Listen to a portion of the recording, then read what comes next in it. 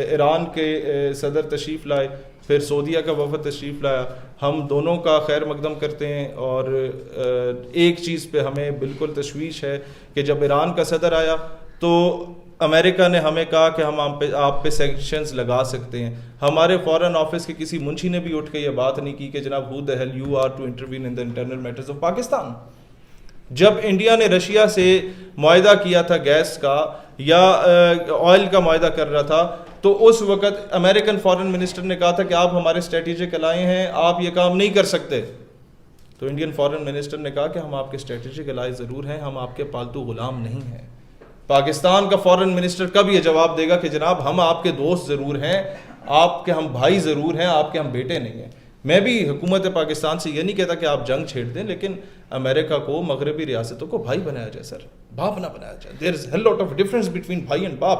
جب ہم لوگوں نے باپ بنائیں گے تو دنیا میں ہماری کوئی عزت نہیں ہوگی. انٹرنیشنل اسٹیچر پہ پاکستانیوں کو برہنہ کر کے چیک کیوں کیا جاتا ہے، ٹارچر کیوں کیا جاتا ہے مینٹلی، اور تذلیل کیوں کی جاتی ہے. میں آپ کو ایک مختصر سا لطیفہ سنانا چاہتا ہوں، اس پہ شاید آپ کو ہنسی نہ آئے، لیکن کیونکہ ابھی اسپیس شپ ہماری بھی جا رہی تھی کسی کھاتے میں، انڈیا کی بھی گئی ہے. میں آپ کو ایک لطیفہ سنانا چاہتا ہوں، اور آپ اگر اس کو سمجھ جائیں تو میں سمجھتا ہوں ہماری قوم کی آنے والی نسلیں سنور جائیں گی.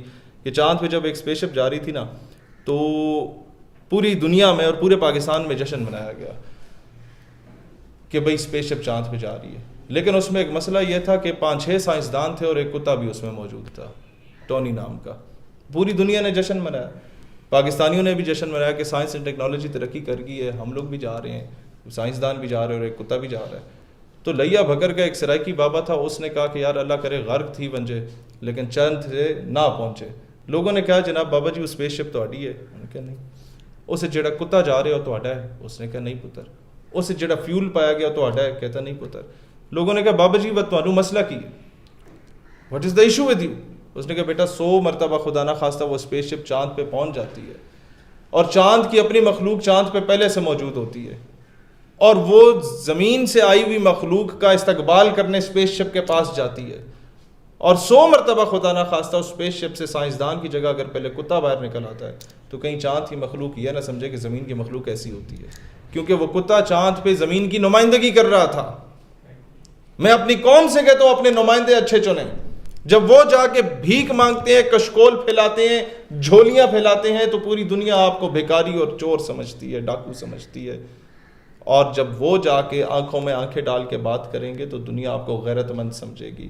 ہمارا مسئلہ یہ تھا، ہم لوگ گامے ماجے نہیں تھے، ہم جرمنی کو قرضے دیتے تھے. ہماری P I A great people to fly with جس کا مینیفیسٹو ہوتا تھا، موٹو ہوتا تھا، وہ اپنے تھکے ہوئے جہاز ایمریٹس کو دیا کرتی تھی. آج ہم اسے پرائیویٹائز کرنے کی بات کر رہے ہیں اپنے دوستوں کو نوازنے کے لیے. ہم سے وہ نہیں چل پا رہی. جہاں 2 مالی بھرتی کرنے ہوتے تھے وہاں 16 مالی بھرتی کر کے ہم اپنے ووٹرز کو راضی کر رہے ہوتے تھے. اس کے بعد کیا ہوا؟ ہم لوگ ایشین ٹائیگر کہلاتے تھے، لیکن یوں ہمارا زوال ہونا شروع ہو گیا. اس کی وجہ یہ ہے کہ ہماری تلوار پہ عورت اور شراب آنا شروع ہو گئی. پھر ہم نے ادھر تو ادھر ہم کے نعرے لگائے. آپ چاہتے ہیں کہ الیکشن میں دھاندلی نہ ہو، تو جب بھی ہمیں موقع ملا ہم سب سے پہلے یہ کام اسمبلی میں ریزولوشن لائیں گے. پاکستان کے آئین، قانون، دستور میں 1970 کے انتخابات میں یہ لکھا جائے گا کہ وزیر اعظم اسلامی جمہوریہ پاکستان شیخ مجیب الرحمان تھا، ذوالفقار علی بھٹو نہیں تھا.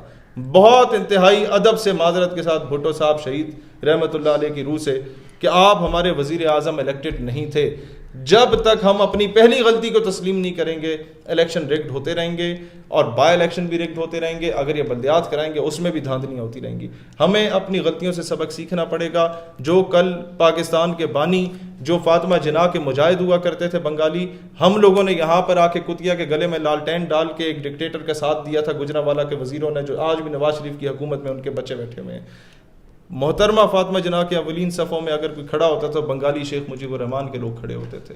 مسئلہ صرف یہ ہے کہ ہم لوگوں نے ہمیشہ ڈاکٹر ایکیو خان کے ساتھ زیادتیاں کی، قائد اعظم کے ساتھ زیادتیاں کی، بانیان پاکستان کے ساتھ زیادتیاں کی، ننگی گالیاں اور کفر کے فتوے اس دور کے ملاؤں نے دیا محترمہ فاطمہ جناح کو اور بانیان پاکستان کو. میں اس وقت پوری قوم سے مطالبہ کرتا ہوں کہ پاکستان کو، اس اپنے بچوں کو حقیقی مطالعہ پاکستان پڑھائیں.